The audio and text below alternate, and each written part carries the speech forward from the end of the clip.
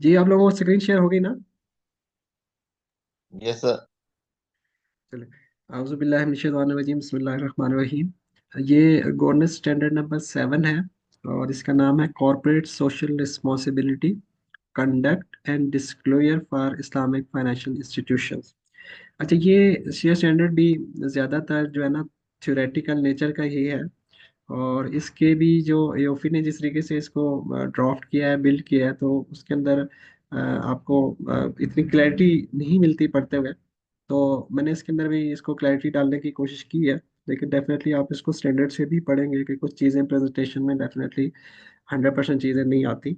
लेकिन हम overall broader वे में चले जाएंगे। सबसे पहले ये बेसिकली डिफाइन करता है कॉर्पोरेट सोशल रिस्पॉन्सिबिलिटी क्या है। और फिर उसके बाद उसने कुछ चीज़ों को कॉर्पोरेट सोशल रिस्पॉन्सिबिलिटी अंदर किया, लेकिन फिर कहा कि स्टैंडर्ड के अंदर मैं सिर्फ इस चीज़ को डिस्कस करूंगा। तो उस तरीके से वो है। तो जो इसका इंट्रोडक्शन है कि the purpose of this governance standard for Islamic financial institution is to establish clear framework for defining corporate social responsibility, especially for Islamic financial institution। यानी एक पर्पस वो कह रहा है कि डिफाइन करना कि कॉर्पोरेट सोशल रिस्पॉन्सिबिलिटी है क्या, और स्पेशली इस्लामिक फाइनेंशियल इंस्टीट्यूशन के लिए। तो this standard aim to define जो है वो कॉर्पोरेट सोशल रिस्पॉन्सिबिलिटी। इसी तरह प्रोवाइड स्टैंडर्ड्स। अब जब वो डिफाइन कर देगा तो फिर स्टैंडर्ड भी देगा कि सोशल सीएसआर के लिए रिस्पॉन्सिबिलिटी स्टैंडर्ड्स क्या है। Offer both mandatory and recommended guidelines. यानी कुछ ऐसी देगा कि जो कहेगा ये मैंडेटरी है, और कुछ रिकमेंडेड गाइडलाइंस देगा to effectively implement CSR across all activities and operations. ठीक हो गया।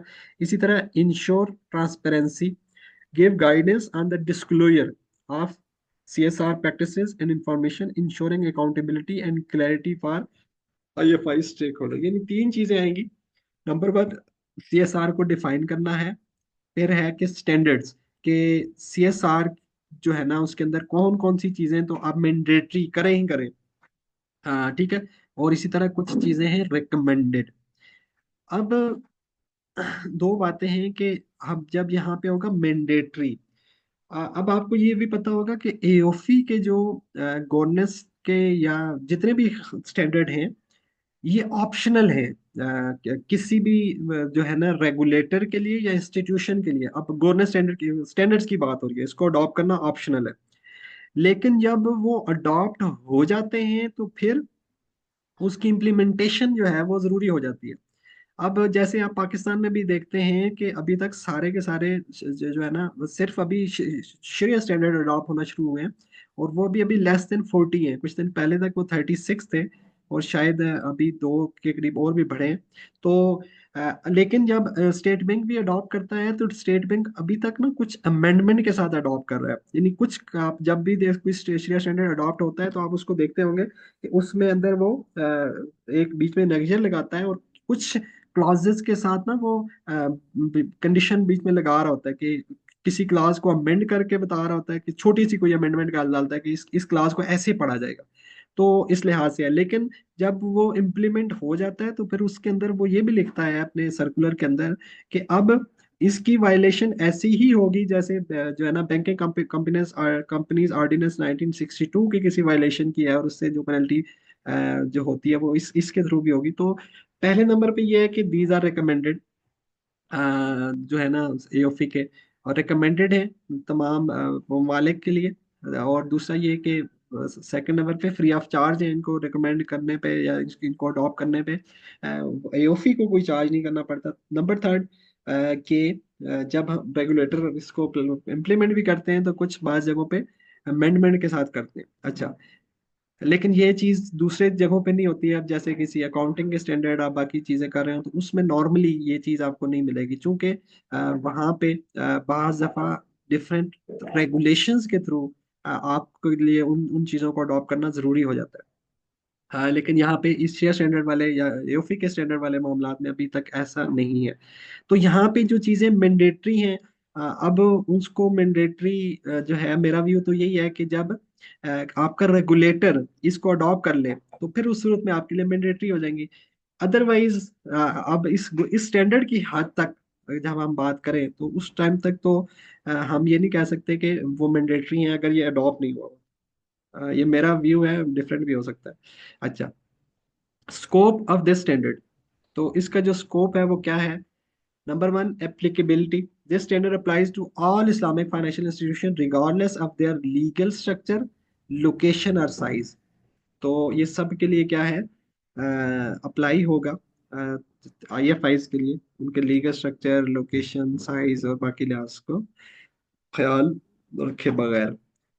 तो classification of roles, mandatory sections, जैसे हमने बात की कि must be followed by all IFI without exception irrespective of their legal form country. और इसी तरह कुछ है रिकमेंडेड सेक्शन है, applicable only to IFI that have the financial और ऑपरेशनल कैपेसिटी टू इम्प्लीमेंट। अच्छा, जो रिकमेंडेड भी हैं वो किस लिए हैं कि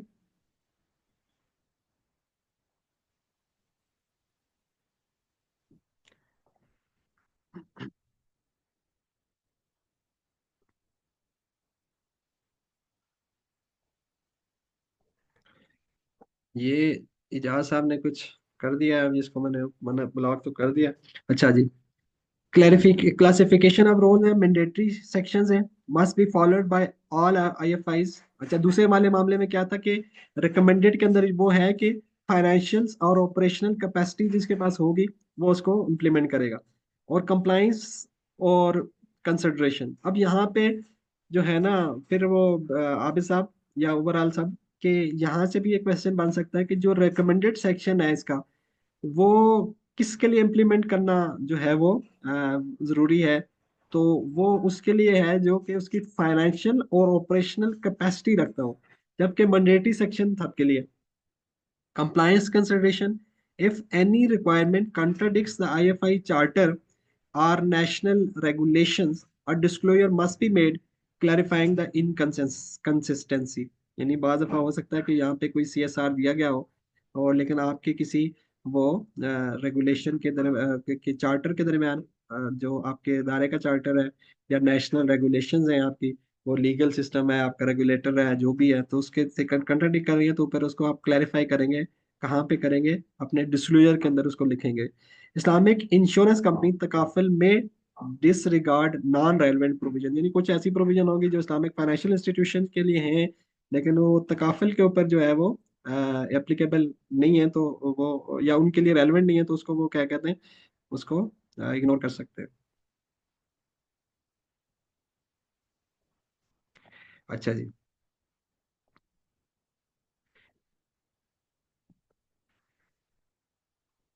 ये एनोटेशन हटेगी कैसे यार एजाज साहब? अच्छा, definition of corporate social responsibility for मतलब इस्लामिक। क्लियर ऑल करेंगे ना, आई थिंक उससे हट जाएगी। राइट क्लिक करके ना, क्लियर ऑल का एक ऑप्शन आता था, उससे देखना शायद।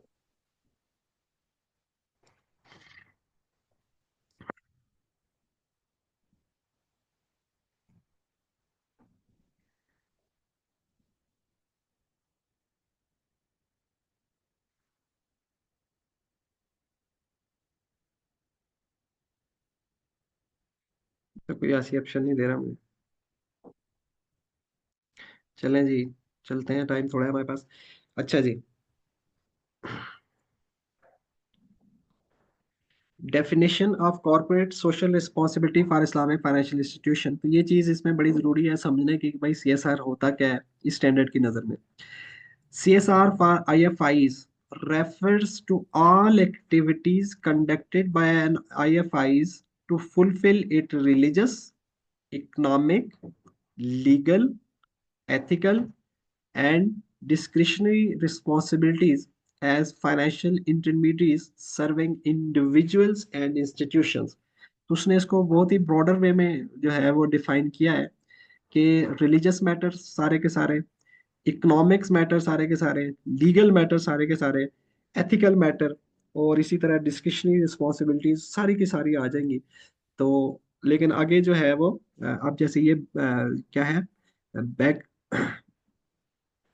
Break down, break down of CSR responsibilities क्या है जी, कि रिलीजियस रिस्पॉन्सिबिलिटी है, इकोनॉमिक रिस्पॉन्सिबिलिटी है, लीगल रिस्पॉन्सिबिलिटी है, एथिकल रिस्पॉन्सिबिलिटी है, और डिस्क्रिशनरी रिस्पॉन्सिबिलिटी है। और इनकी कुछ ना कुछ छोटी छोटी डेफिनेशन भी हैं, इसको देखिएगा। तो ये 5 तरह की जो है वो CSR के अंदर ब्रॉडर वे में है।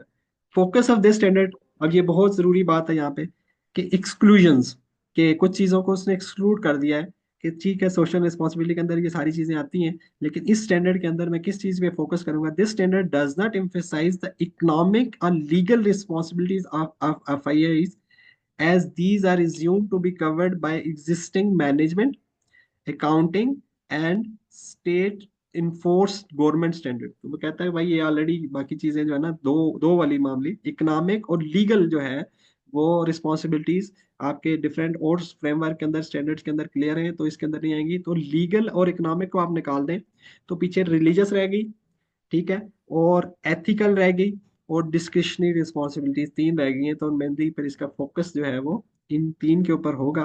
तो देखते हैं क्या है ऑब्जेक्टिव ऑफ दिस स्टैंडर्ड। तो प्राइमरी ऑब्जेक्टिव क्या है जी, establish uniform standard for CSR activities and compliance for Islamic financial institutions by modifying existing principle and rules in a structured format without introducing new ones। यानी ये भी जो इसकी basis में ये लिखता है कि हमने सर्वे किया है वर्ल्ड वाइड, और हमने कॉर्पोरेट सोशल रिस्पॉन्सिबिलिटीज के ऊपर जो स्टैंडर्ड है डिफरेंट ऑर्गेनाइजेशन यूज कर रही हैं, तो हमने उसको कोडिफाई करने की कोशिश की, और हमने कोई नए स्टैंडर्ड नहीं बनाए। उसी तरीके से उसने कहा कि ये कॉर्पोरेट सोशल रिस्पॉन्सिबिलिटी के ऊपर भी बहुत काम हो रहा है अभी, और कॉर्पोरेट स्ट्रक्चर के अंदर CSR के अंदर बहुत काम हो रहा है। और अभी हमने यही किया है कि जो एग्जिस्टिंग चीजें थी उनको कोडिफाई कर दिया है, और हमने कोई नए रूल्स नहीं बनाए, और डेफिनेटली वक्त के साथ साथ इसके ऊपर फर्दर काम होगा। कम्युनिकेशन एंड अकाउंटेबिलिटी, कि ensure CSR activities and compliance are communicated uniformly, truthfully, transparency and comprehensively to all relevant stakeholders, emphasizing the IFI's duty of accountability.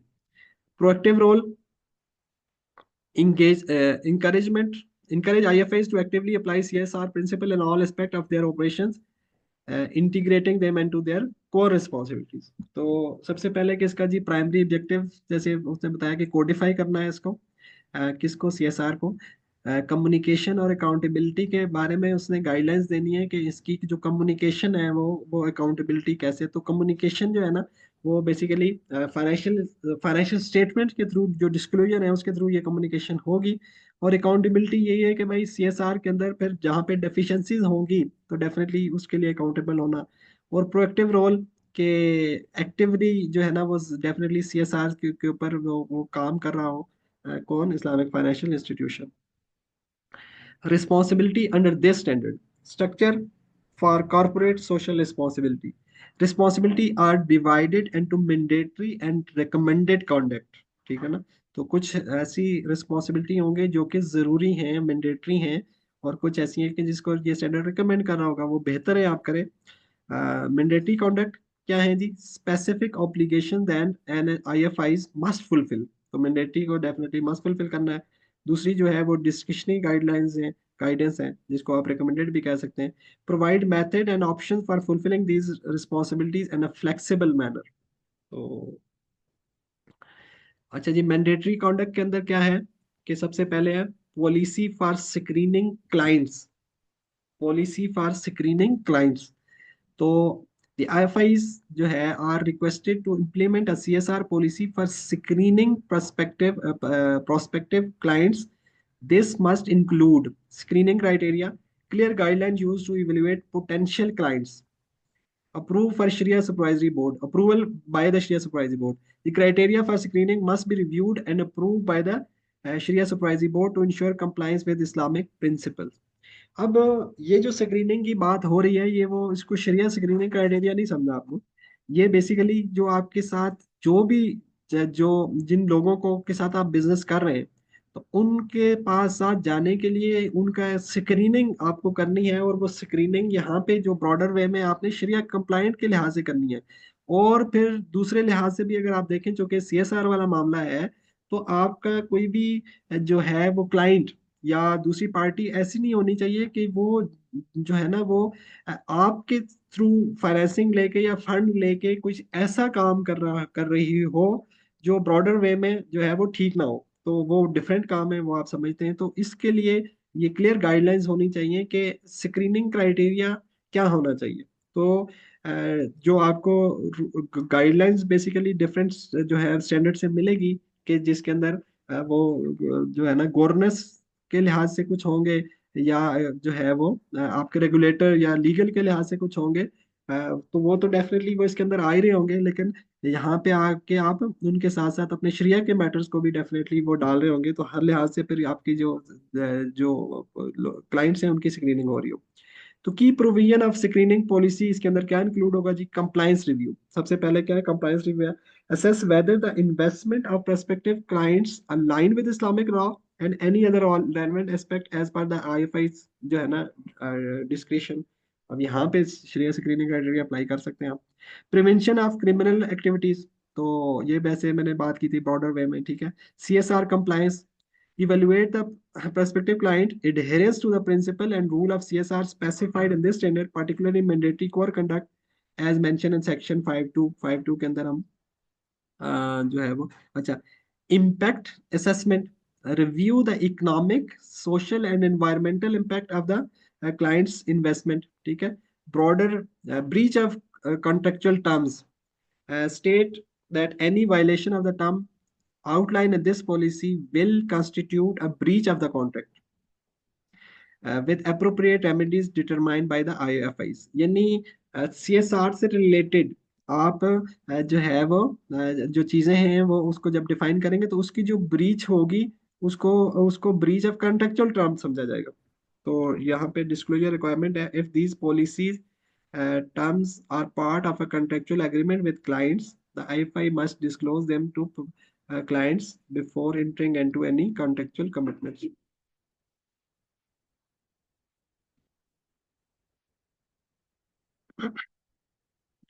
Just एक मिनट दीजिएगा, प्रोग्राम बंद कर दें, तो बंद कर दें लीव, तो अब ये मामला हो जाएगा। अब हम इधर आए,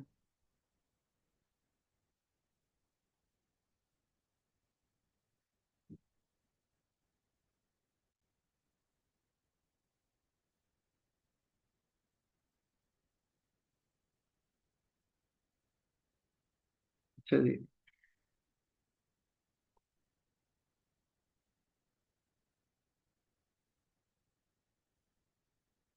522 policy for responsible dealing with clients, तो ये तो हम कर चुके ना।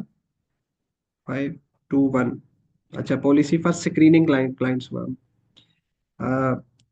Policy for responsible dealing with clients, तो economic IFIs are requested to implement a comprehensive CSR policy to ensure responsible interaction with clients. Responsible interactions with clients, dealings. This policy must cover various aspects to safeguard clients' interests and uphold ethical standards, including avoidance of onerous terms, यानी वो आपकी जो जो clients के साथ dealing है उसके साथ जो टर्म्स हैं वो एक तरफा नहीं हो, ठीक है ना। All contracts form must be screen by the share supervisory board और its appointed agent to prevent imposing unfavorable terms on clients, especially those in weaker bargaining positions। तो weaker bargaining positions, financial institution के साथ तो deal करते हुए सारे ही weaker पे ही होते हैं, लेकिन कुछ बड़ी पार्टीज जो है ना वो वीकर पे नहीं भी होंगी, लेकिन जो वो ट्रांसपेरेंट, यानी वो जो टर्म्स हैं वो दोनों पार्टीज के लिए जो है ना इक्वली सूटेबल हो, बेनिफिशियल हो। ये ना हो कि किसी एक के लिए तो वो फेवरेबल है, एक्सेसिव फेवरेबल है, दूसरे के लिए unfavourable. Ethical marketing practices, clear सी बात है जी भाई, डीलिंग के अंदर आपकी जो मार्केटिंग प्रैक्टिसेस हैं वो एथिकल होनी चाहिए। क्लियर ऑब्लिगेशंस एंड राइट्स, तो कॉन्ट्रैक्ट के अंदर भाई आपके जो ऑब्लिगेशन और राइट्स हैं वो बिल्कुल ट्रांसपेरेंट वे में बिल्कुल क्लियर होने चाहिए। रिस्पॉन्सिबल फाइनेंसिंग प्रैक्टिसेस, इसी तरीके से जो आपकी जो फाइनेंसिंग की प्रैक्टिसेस है वो रिस्पॉन्सिबल हो, मतलब outline due process for extending financing, ये आपके पास ड्यू प्रोसेस होने चाहिए। Considering the client repayment capacity होनी चाहिए, ओवरऑल वेलबींग होनी चाहिए through an assessment of disposable income. तो ये एक चीज मैंने बताई, इसके अंदर मल्टीपल चीजें हो सकती हैं। अच्छा, रिस्पॉन्सिबल फाइनेंसिंग प्रैक्टिसेस ये है कि डेफिनेटली जो फंड्स हैं वो वो इक्विटी होल्डर्स के हैं, वो डिपॉजिटर के हैं, अब उसको जब आप फाइनेंस कर रहे हो तो जो शुरू में पिछले स्टैंडर्ड में हमने ट्रस्ट की बात की, तो उसके अंदर डेफिनेटली जो है वो आपने जो दूसरी पार्टी है उसको अच्छी तरह एक तरीके से इवेलुएट करना है, तो एक तो उस लिहाज से देना है, फिर वो फंड के आगे जो यूजेस है वो किस तरह का होगा, वो ये सारी बातें।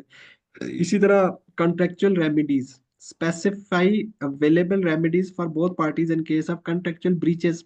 तो कॉन्ट्रेक्चुअल ब्रीचेस के अंदर फिर क्या रेमेडीज होंगी, ये क्लियर होनी चाहिए, ये आपको पता है कॉन्ट्रैक्ट के अंदर क्लियर होती है। Guidance on late payment charges, तो लेट पेमेंट चार्जेस के अंदर आपको मामला पता है कि इस्लामिक फाइनेंशियल इंस्टीट्यूशन एडिशनल नहीं चार्ज कर सकते, तो उसको किस तरीके से देखा जाएगा, उसके ऊपर क्लियर गाइडलाइंस होनी चाहिए।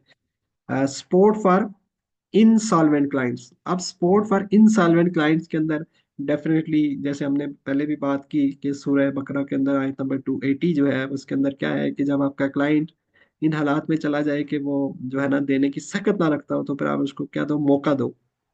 तो यहाँ पे भी अब एक होता है सॉल्वेंट डेटर, जिसको प्रोक्रास्टिनेटिंग डेटर आप कहते हैं, एक है इंसॉल्वेंट डेटर। इंसॉल्वेंट डेटर वो होता है जिसकी लायबिलिटी ज्यादा है, एसेट कम हो गए, वो देने की कैपेसिटी नहीं रखता अभी, तो उसके साथ जो मामलात हैं डेफिनेटली उसको इतना आपने फोर्स नहीं करना कि अल्लाह माफ करे कि वो कहीं पंखे के साथ ही लटक जाए, तो ये उसको सपोर्ट करना है। तो ये CSR है बेसिकली। वैसे कैपिटलिज्म ने तो सबको पंखे के साथ लटकाया ही हुआ है। बस दुआ करें ना उससे बाहर निकले हम, कोशिश तो वही हो रही है कि कैपिटलिज्म से निकले।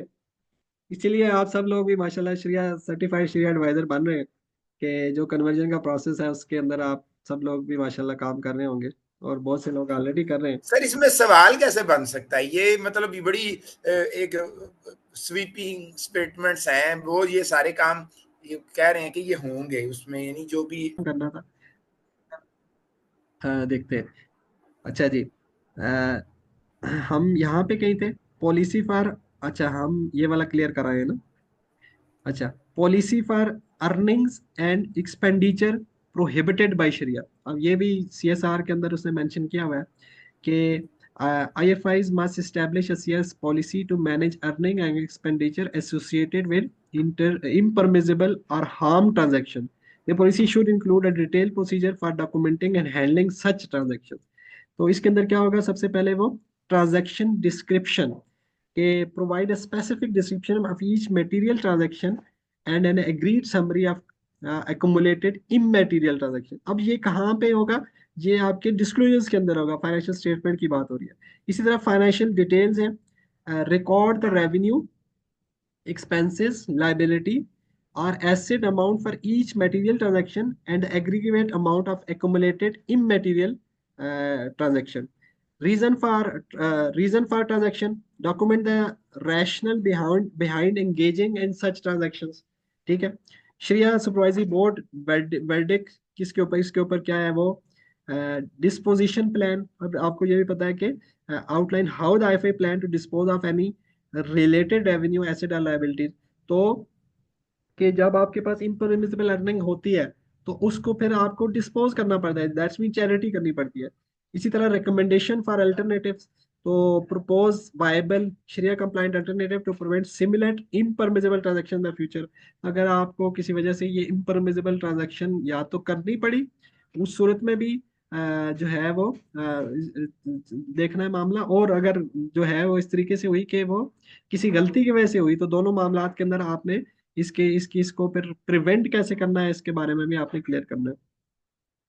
अच्छा, इसी तरीके से ज़कात से रिलेटेड पॉलिसी, के द एस्टेब्लिशमेंट ऑफ ज़का policy by Islamic financial institution must adhere to the term and condition outline in the following key references. तो एक तो जो शरिया स्टैंडर्ड है, शरिया स्टैंडर्ड नंबर 35, उसके मुताबिक वो चीज़ें होनी चाहिए। फिर है statement of financial accounting number 2 जो है वो उसके मुताबिक, और इसी तरीके से फाइनेंशियल अकाउंटिंग स्टैंडर्ड नंबर 9 जो ज़कात के ऊपर है, तो वो, तो ये हम बेसिकली ज़कात का शरिया स्टैंडर्ड नंबर 35 पढ़ेंगे तो बहुत सारी चीज़ें ये आपको क्लियर हो जाएंगी। फिर है जी रिकमेंडेड कॉन्डक्ट पॉलिसी फॉर, अब ये पीछे वाली चीजें मैंडेटरी थी, वो मैंडेटरी है, अब रिकमेंडेड पे हम आ गए, दूसरी सेक्शन आ गई है। तो रिकमेंडेड के अंदर क्या है कि पॉलिसी फॉर कर्ज हंसना। अब कर्ज हंसना एक CSR इनिशिएटिव है ना। अब बेसिकली इंटरेस्ट फ्री लोन्स हैं, इसके थ्रू डेफिनेटली आप अर्निंग नहीं कर रहे, तो इस लिहाज से ये है कि are encourage to implement a CSR policy focus on कर्ज हंसना for social and welfare purpose. तो ये जो मामले हैं ये सोशल और वेलफेयर पर्पस के लिए होने चाहिए। The policy outline several key areas that should be addressed to ensure responsible management and effectiveness. सबसे पहले इसने कहा कि इस्टेब्लिशिंग कर्ज हंसना का फंड आप करें। अब जाहिर सी बात है, आप इक्विटी होल्डर के फंड से, डिपॉजिटर के फंड से तो कर्ज हंसना नहीं दे सकते, तो इसके लिए कोई फंड बनाए। फिर है record keeping of fund sources. तो उसका एक रिकॉर्ड, डेफिनेटली बेसिक सी बात है कि जब फंड बनाएंगे तो फिर जो उसके अंदर फंड कहाँ से आ रहे हैं, किस तरीके से आप मैनेज कर रहे हैं उसके अंदर फंड, उसका एक डेफिनेटली वो हो। फिर डिफाइनिंग बेनिफिशियरी एंड यूजेस, आप उसके जो बेनिफिशरीज हैं उसकी उसकी क्राइटेरिया बनाए कि यहाँ से कर्ज हंसना किसको दिया जाएगा। ठीक है। फिर है कि लोन डिस्ट्रीब्यूशन जो है वो सरकमटांसेस, के किन सरकमटांसेस के अंदर किस तरह के लोगों को आप देंगे। इन्फोर्समेंट मैयर फॉर रीपेमेंट, भाई कर्ज हंसना किसी को दिया तो उससे वापसी के जो मामलात हैं वो क्या होंगे। राइट ऑफ कंडीशंस, तो किसी ने वापस नहीं किया और तो उसको अगर राइट ऑफ करना है तो उसके लिहाज से क्या पॉलिसी है। इसी तरह स्ट्रेटजी टू इंक्रीज कर्ज हसन लोन्स। तो कर्ज हसन लोन्स के अंदर ये जो स्ट्रेटजी की बात हो रही है कि जो कर्ज हंसना के जो फंड्स है ना बेसिकली, उसको किस तरीके से इंक्रीज करना है। आपने फंड तो बनाया है, आप फंड को इस तरीके से हो कि वो ये ना हो कि टाइम के साथ खत्म हो जाए, तो उसको उसके उसके जो इनफ्लोज हैं उसको किस तरीके से बढ़ाया जाए उसमें। तो इसका भी annual monitoring and compliance definitely वो यूफिया की जी के डिफरेंट स्टैंडर्ड के थ्रू आप कर रहे होंगे। तो ये नंबर वन पॉलिसी पर कर्ज हंसना है। ये रिकमेंडेड है। अब डेफिनेटली हर ऑर्गेनाइजेशन शायद इसको नहीं कर पा रही हो या अफोर्ड नहीं कर पा रही हो या जो भी मामला हैं, तो या भी इस पोजीशन में और नहीं हो कि इसको मैनेज कर सके, लेकिन ये एक रिकमेंडेड है। तो इसको इस तरीके से है। फिर क्या है कि policy for reduction of adverse impact of environment. अब policy for reduction of adverse impact of environment, अब ये तो रिकमेंडेड में लिखा है, ये तो मैंडेटरी में होना चाहिए। बहरहाल क्यों उन्होंने इसमें लिखा, ये उनकी मर्जी। IFIs are encouraged to implement a CSR policy focus on minimizing their environment footprint. This policy outline measures to promote sustainability and responsible use of resources. अब ये recommended तो नहीं होना चाहिए ना, आप में से कोई मेरे खिलाफ है तो बोल दे। ये Provision, पाक ये पाकिस्तान के कंटेक्स्ट में थोड़ी है जहाँ पे लोगों को बीमारियां लग रही हैं। वो तो रहते हैं खलीज में इधर उधर, तो वहाँ जहर है वो वहां पर वो इतनी ज्यादा स्ट्रेस नहीं दे रहे होंगे इसके लिए कि उनको एक्स्ट्रा मेजर्स लेना पड़ेंगे या इस पे इन्वेस्टमेंट ज्यादा करनी पड़ेगी। डेफिनेटली चलो आप जस्टिफिकेशन भी तो चाहिए ना सर। आप हाँ इतना पैसा क्यों लगाएं, आप इतना ज्यादा जीरो टॉलरेंस पे क्यों जा रहे हैं। जीरो टॉलरेंस पे तो जिनको जाना चाहिए वो उनको वो जगूत नहीं जा रहे। जीरो टॉलरेंस पे कहाँ जा रहे हैं हम लोग। हम चलो कह रहे हैं ये हवा मादा रुख कसूर है, हवा मादा कसूर है, हवा मादा कसूर है। प्रोविजन ऑफ एनवायरमेंटल पॉलिसी, तो इसको कैसे आप देखेंगे जी। Guidelines for resource usages usages, definitely guidelines होनी चाहिए। अब ये कुछ हद तक आपको मिलती भी है कि भाई आपने जो है ना बैंक्स के अंदर लाइट्स के जो मामलात हैं, एसी के जो मामलात हैं, पेपर प्रिंटिंग के जो मामलात हैं, तो उसके ऊपर कहीं ना कहीं डेफिनेटली बात हो रही होती है ये, तो गाइडलाइंस उसके ऊपर मौजूद होती है। इसी तरह एम्प्लॉई एजुकेशन है कि भाई वो उसका जो इन्वायरमेंटल जो फैक्टर है, एम्प्लॉई एजुकेट भी हो कि भाई क्या चीजें जो है ना एनवायरनमेंट को डैमेज करती है क्या नहीं करती, और उसको किस तरीके से जो है वो definitely incentive for sustainable alternatives. तो develop incentives and programme to encourage the use of alternatives to non renewable energy and materials. अब ये नॉन रिन्यूएबल के अंदर आप सोलर और बाकी मामला चले जाते हैं। इसी तरह रिसाइकलिंग इनिशिएटिव्स के आप अपना जो है वो जो जो वेस्ट है उसको उसका उसके साथ क्या मामला करें। तो ये सारी चीजें किसके अंदर आ रही हैं, ये इन्वायरमेंटल फैक्टर्स के अंदर आ रही हैं, और ये these are recommended. Policy for social development and environmental investment quotas. तो इसके लिहाज से भी ये भी चीज जो है सोशल डेवलपमेंट और इन्वायरमेंटल इन्वेस्टमेंट कोटास के अंदर इसमें देखते हैं क्या है जी। may adopt CSR policy focus on setting and achieving investment quotas that contribute to social development and environmental causes। यानी आपने इन्वेस्टमेंट का कोटा रखना है किसके लिए, जिसको आप करें, खर्च करें किसके लिए कि जिसके थ्रू सोशल डेवलपमेंट हो और एनवायरमेंटल डेवलपमेंट हो। तो दिस, जैसे ये स्टेट बैंक के मैंडेटरी क्रेडिट टारगेट्स होते हैं, हाँ जी, स्टेट बैंक भी तो देता है ना। जी जी बिल्कुल। Bank. This policy encourage proactive efforts to establish, monitor and act on achievable and profitable investment targets that have meaningful impact on society and the environment. Meaningful impact, key components of the policy. Social impact investments के अंदर क्या है कि assessing the poor and needy, number one. Supporting orphans, helping the indebted, helping the indebted, ठीक है. Providing health services, developing education and research facilities, support SMEs and family businesses, encourage cultural development. ये जो doctor साहब ने बात की थी ना, तो वो इसके अंदर आ रही है, support SMEs and family businesses. यहाँ पे जो है ना वो स्टेट बैंक की काफी पॉलिसीज आ रही होती है। इसी तरह हेल्थ के अंदर काफी चीजें आ रही होती हैं। जो पुअर एंड नीडी ऑर्फन्स के ऊपर हमें रेगुलेटर से कोई पॉलिसीज यहाँ पे पाकिस्तान में तो नजर नहीं आती। इनकरेज कल्चरल डेवलपमेंट, इसमें भी कुछ हद तक रेगुलेटर्स की कुछ पॉलिसीज हैं, लेकिन वो उसकी जो ओवरऑल अवेयरनेस है या बैंकिंग लेवल पे इम्प्लीमेंटेशन है वो कम है, लेकिन स्टेट बैंक के एंड पे मौजूद है। इसी तरह कंबाटिंग सोशल इल्स जो है इसके ऊपर काम करना। अच्छा, पहला तो मामला था कि सोशल इम्पैक्ट इन्वेस्टमेंट, दूसरा मामला है डेवलपमेंट इम्पैक्ट इन्वेस्टमेंट। वो क्या है जी? हाई ग्रोथ इन्वेस्टमेंट्स, ठीक है, infrastructure development, SME support, reduced socio economic disadvantages.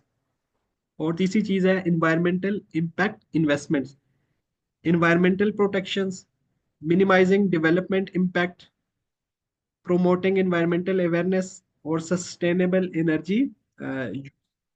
तो ये बेसिकली इन्वेस्टमेंट कोटास के अंदर ये बातें हैं। Policy for par excellence customer, अब पार एक्सीलेंस कस्टमर सर्विसेज भी उन्होंने रिकमेंडेड में डाली। तो ये क्यों रिकमेंडेड में डाली भाई, मैंडेटरी में डालो। IFIs may adopt a corporate social responsibility policy aimed at developing exceptional customer service skill among employees and customers. This policy addresses the following areas.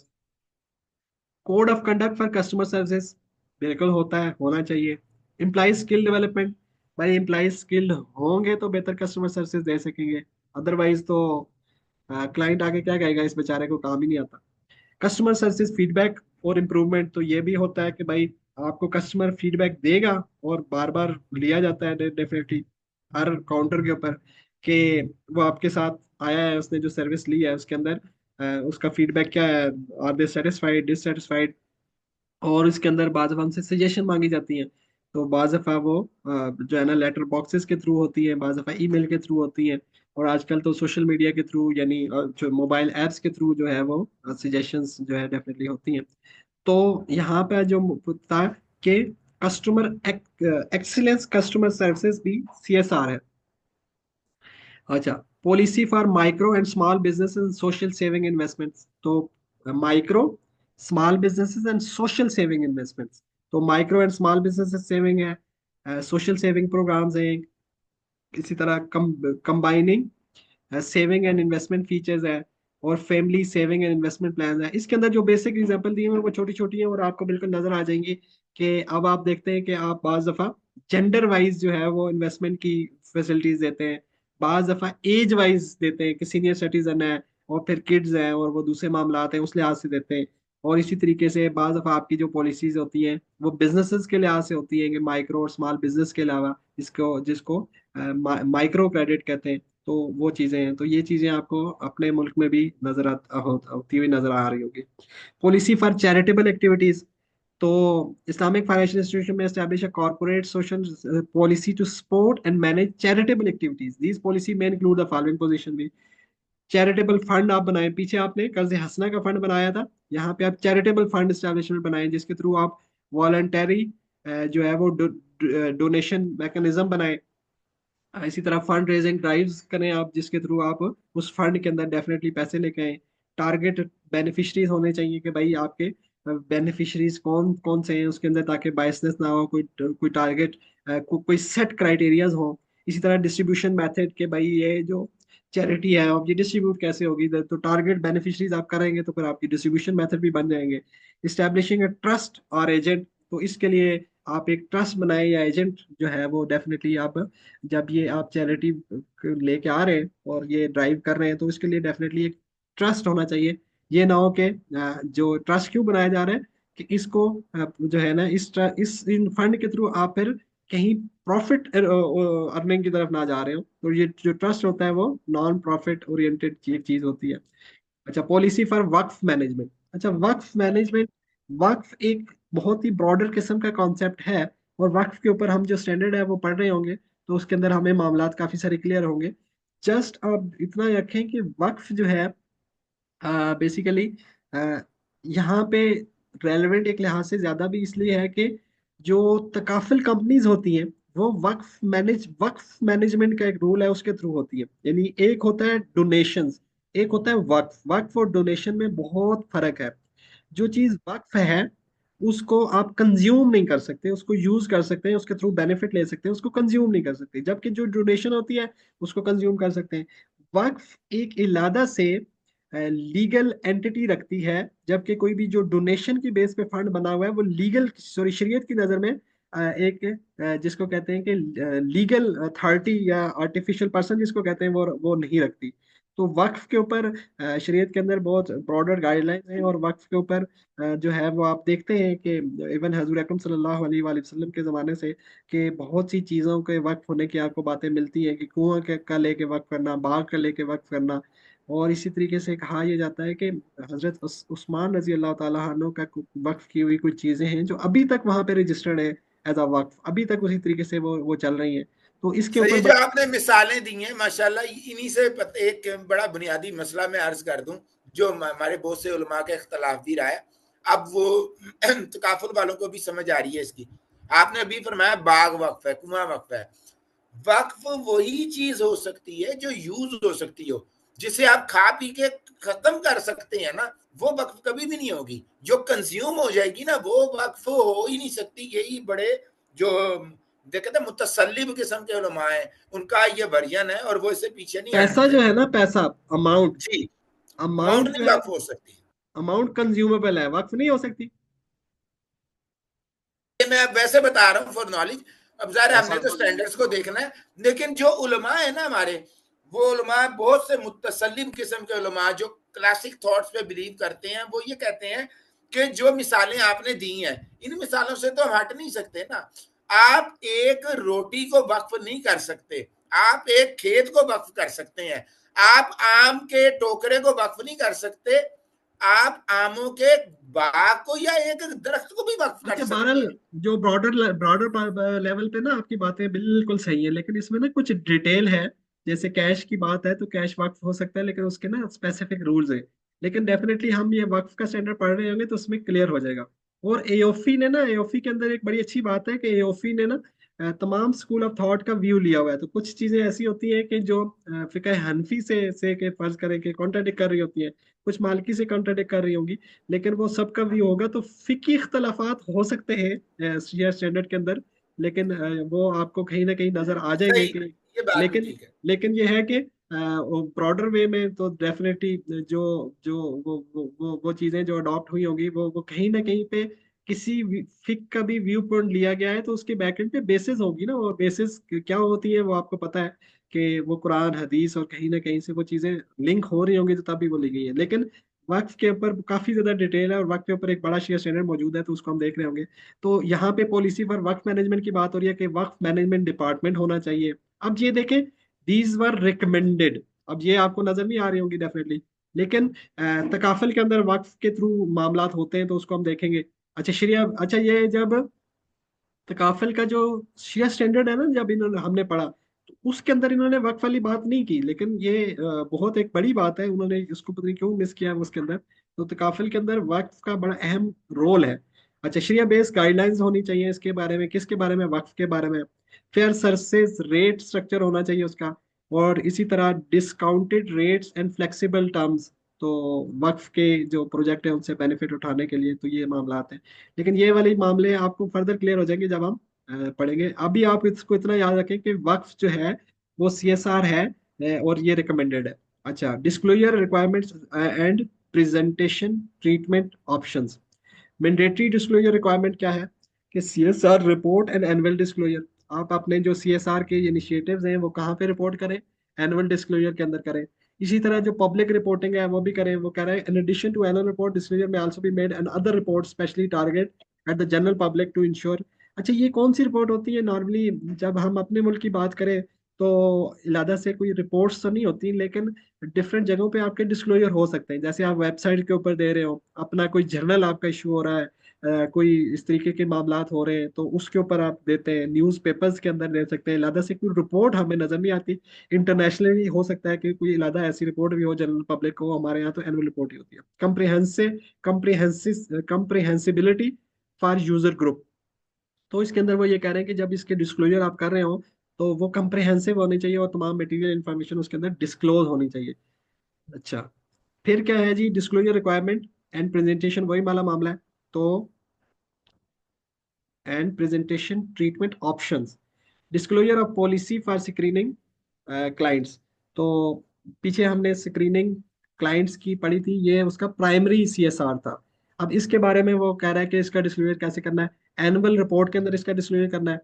फिर वो कह रहा है कि specific provisions, detail of screening policy including the benchmark and criteria used to ensure compliance with Islamic laws. तो इसको इसकी specific provision definitely तो शरिया अप्रूवल। तो ये चीजें अभी हमने उसके अंदर पीछे देखी थी। Disclosure policy, disclosure for dealing with clients, तो ये दूसरा सीएसआर था, dealing with clients. Annual report के अंदर इसका डिस्क्लोजर करना है। क्या करना है जी? अवॉइडिंग ऑनरेस टर्म्स, ये बात वहां पे भी थी। Ethical marketing, obligation and rights, responsible credit terms, remedial for contractual violation, sharia opinion on late charges, late payment charges, allocation for late charges, debt collection deferral. तो ये डिस्क्लोजर्स के अंदर अब मामले आ रहे हैं सारे कि ये चीजों को आपने डिस्क्लोज भी करना है।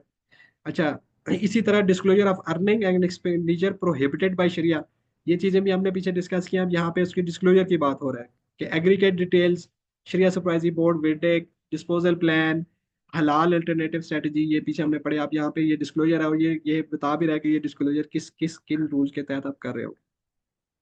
डिस्क्लोजर फॉर एम्प्लॉय वेलफेयर, अब एम्प्लॉय वेलफेयर के ऊपर आप क्या कर रहे हैं? ये बेसिकली एक सीएसआर है, एम्प्लॉय वेलफेयर भी।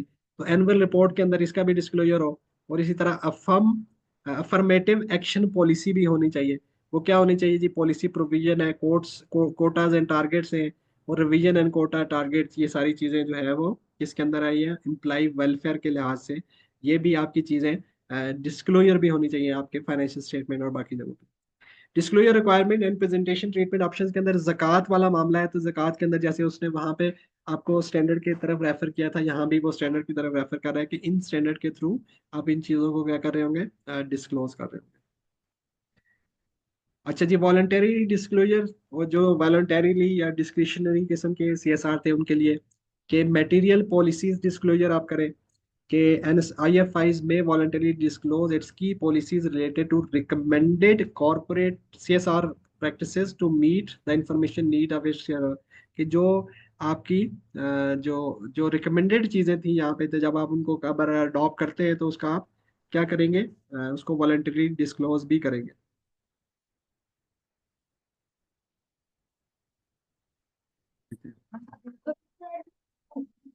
अच्छा, फिर क्या है कि जी disclosure requirement and presentation treatment options के अंदर ही क्या है वॉलंटरीली डिस्क्लोजर के अंदर, कि स्टाफ के लिहाज से जो बातें हो रही थी उसके बारे में, कि सॉरी ये स्टाफ के लिहाज से नहीं है, कि मटेरियल पॉलिसीज डिस्क्लोजर की बात हो रही थी कि IFIs में voluntarily disclose its key policies related to recommended CSR practices to meet its information needs of its stakeholder. These disclosure can also be included in a report specially targeted at the general public. Corporate responsibility for a broad audience. While disclosure should be comprehensive, it is important to consider all diverse audience for CSR information. Therefore, such disclosure should be designed to be clear and understandable as possible for the general public. अब देखें, जो ये जो CSR से मुतल्लिक disclosures हैं, अब इसमें general public भी है, इसमें बहुत से जो वो NGOs, बहुत से इदारे, रेगुलेटर्स, और बहुत से इसमें इस ऐसे लोग भी हैं कि जो इस स्पेसिफिक इंफॉर्मेशन से डेफिनेटली बहुत ज़्यादा जो कंसर्न्स भी होंगे। तो जिसके अंदर स्पेशली आप इस तरह की जो एनजीओज हैं जो जो कि सीएसआर के ऊपर काम कर रही होंगी, या इस तरह के कोई और गवर्नमेंट से रिलेटेड इदारे होंगे, तो इसलिए ये चीज़ें मैटर करती हैं। इसलिए आपने यहाँ पे इनको क्या करना होता है, डिस्क्लोज करना होता है। प्लस कि वो लोग जो कि आपके साथ जुड़े हैं, तो वो जब देखते हैं कि सीएसआर से रिलेटेड आपके इतने काम हैं डेफिनेटली, तो ये आपका एक गुड, जिसको कहते हैं कि गुड जेस्चर या गुड रेपुटेशन जो है वो भी क्रिएट कर रहे होते हैं, कि उन लोगों को भी एक फील होता है जो जो आपके साथ स्टेक होल्डर्स हैं, कि हम जिस ऑर्गेनाइजेशन के साथ जुड़े हैं या जिसके साथ हमारे हमारे रिलेशन है, वो उसकी जो एक्टिविटीज हैं वो सीएसआर के मामलात के अंदर भी वो एक नेक्स्ट लेवल के ऊपर काम कर रहे हैं। तो डेफिनेटली जब वो स्टेक होल्डर्स हैं, तो उनकी भी कहीं ना कहीं कंट्रीब्यूशन इन चीज़ों के अंदर आ ही जाती है। तो ये सबके लिए इस लिहाज से डिस्क्लोजर एक ज़रूरी होते हैं। लेकिन जो मेनली जो डेफिनेटली कंसर्न होते हैं, तो बहुत सारी ऐसी ऐसी बॉडीज होती हैं जिनके लिए ये इन्फॉर्मेशन जो है वो बहुत ज़रूरी होती है। वो इंटरनेशनली हो सकती हैं, वो लोकली हो सकती हैं, वो रीजन वाइज हो सकती हैं, लेकिन वो होती हैं। इसके अंदर क्या है सेकंड पे, कि disclosure for policy for social development and environmental base, जो है ना इन्वेस्टमेंट कोटाज जिसकी हमने बात की थी, इसको भी डिस्क्लोज करना है। पॉलिसी प्रोविजंस हैं, इन्वेस्टमेंट कैटेगरीज हैं, कि ठीक है, इन्वेस्टमेंट प्रॉफिटेबिलिटी है, और इसी तरह कोटाज एंड अचीवमेंट्स हैं, और रिवीजन टू कोटा टारगेट्स हैं। अब कोई आपने कोटाज रखे हैं, ठीक है, तो वो कोटा जो है वो क्या, वो आपने उसको फुलफिल भी किया है, यानी उस कोटा के अंदर जो जो आपने लिमिट्स असाइन की थी, तो वो एक्चुअली उन उन उन टारगेट ऑडियंस तक पहुंची भी है या नहीं है। और अगर किसी साल में, किसी ईयर में वो वो कोटा जो है आपका वो कम पड़ गया है, तो फिर उसको कोटा को बढ़ाना भी है, रिवीजन भी करनी है, नहीं करनी। फिर ये चीज आपने जो टारगेट सेक्टर रखे थे, वो target sector full and final तो नहीं है, आप उसको भी डेफिनेटली टाइम के साथ साथ देख रहे होंगे, और उसको भी इन्हांस कर रहे होंगे, या उसके अंदर भी और चीज़ों को ऐड कर रहे होंगे। अच्छा, इसी के अंदर है disclosure for policy for par excellence customer services की हमने पीछे बात करके आए थे, तो इसको भी डेफिनेटली आप डिस्क्लोज भी करना है एनुअल रिपोर्ट के अंदर, इसके डिस्क्लोजर है। तो पॉलिसी प्रोविजन है कि पॉलिसी कस्टमर सर्विसेज के ऊपर आपकी क्या है, उसको भी डिस्क्लोज करें। मैनेजमेंट मैयर क्या किए हैं, मैनेजमेंट करने के हमारा कस्टमर सर्विसेज बेहतर हो। और कस्टमर सर्वे के जो रिजल्ट्स हैं, वो डेफिनेटली वो भी आप करें। कस्टमर सर्विसेज के जो रिजल्ट्स हैं, वो आप डिफरेंट तरीके से जो है वो सर्वेज कर रहे होते हैं, अपने कस्टमर्स से फीडबैक ले रहे होते हैं।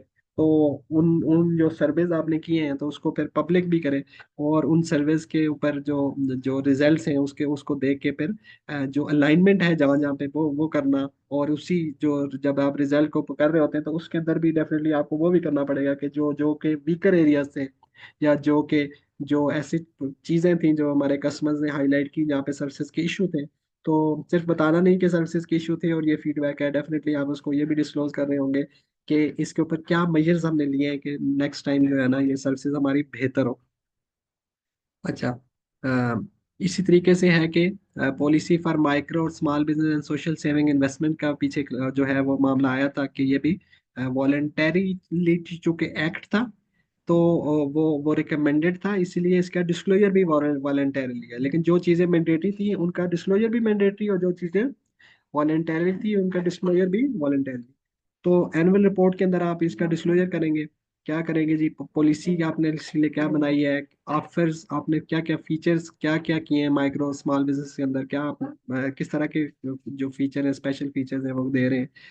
इसी तरह इम्प्लीमेंटेशन मैयर के आप इस चीज़ को इम्प्लीमेंट किस तरीके से कर रहे हैं, कि जो आपने पॉलिसीज बनाई हैं माइक्रो स्मॉल बिजनेस और सोशल सेविंग इन्वेस्टमेंट के लिहाज से। और इसी तरह उसके लिए कोटाज और अचीवमेंट, इसी तरह रिवीजन टू कोटा टारगेट्स, ये सारी चीज़ें सिमिलर वे में। डिस्क्लोजर ऑफ पॉलिसी फॉर कर्ज हंसना, तो ये भी चूंकि वॉलंटरीली एक्ट था, इसका डिस्क्लोजर भी वॉलंटरीली है। एनुअल रिपोर्ट के अंदर आप इसको डिस्क्लोजर करेंगे। फॉर्मल स्कीम्स क्या थी आपकी, इसी तरह पॉलिसी प्रोविजन क्या थी, फंडिंग सोर्सेज क्या थे कर्ज हंसना के लिए, लोन पर्पस, कहीं ऐसा तो नहीं है कि डिपॉजिटर का पैसा उठा के कर्ज हंसना कर दिया, लोन पर्पसेस क्या थे। अब पर्पस भी डेफिनेटली शरिया कंप्लाइंट होना चाहिए। अब पर्पस ये नहीं है कि बस कर्ज हंसना दिया, अब उसका जो यूटिलाइजेशन है उसका आपको पता ही नहीं कैसे हो रही है, वो मैटर करता है। कोटा एंड अचीवमेंट इसका भी, और इसी तरह इसके रिवीजन और इसका कोटा भी। अच्छा, डिस्क्लोजर फॉर पॉलिसी फॉर कर्ज हंसना, इसकी ये इसी के अंदर पॉइंट है दूसरा, 624 के अंदर ही। पहला है कि एनुअल रिपोर्ट्स के अंदर आप इसको डिस्क्लोजर करें, और दूसरा क्या है कि सप्लीमेंट्री डिस्क्लोजर रिक्वायरमेंट्स है। तो वो क्या है, the disclosure should be read along side and complemented any recommendation from existing official standard के अंदर इसकी जो है वो डिस्क्लोजर की रिक्वायरमेंट दी हुई है, तो उनके मुताबिक ही आप इसको कर रहे हैं। अच्छा, disclosure for policy for charitable activities, तो चैरिटेबल भी एक्टिविटीज आपका वॉलंटियर एक्ट था, वॉलंटरली एक्ट था, और यहाँ पे उसका डिस्क्लोजर भी उसी तरह वॉलंटरी है, टेरली है। वो क्या है, एनुअल रिपोर्ट डिस्क्लोजर है कि policy provisions, aggregate classes and amounts, और इसी तरह उसकी कोटाज और अचीवमेंट, और इसी तरह उनके कोटाज और अचीवमेंट के अंदर जो रिवीजन है उसको उसको करना। अच्छा, फिर है जी वक्फ मैनेजमेंट के अंदर, चूंकि वो भी आपके लिए ऑप्शनल था, रिकमेंडेड था, तो इसका भी यहाँ पे ऑप्शनल है, रिकमेंडेड है एनुअल रिपोर्ट डिस्क्लोजर के अंदर कि टाइप ऑफ वक्फ। अब वक्फ की टाइप्स होती हैं बहुत सारी, वो हम जब वक्फ का स्टैंडर्ड पढ़ रहे होंगे तो उसमें हम देख लेंगे कि वक्फ की टाइप कौन सी है, और इसी तरह वक्फ के थ्रू फिर सर्विसेज कौन सी प्रोवाइड की है आपने।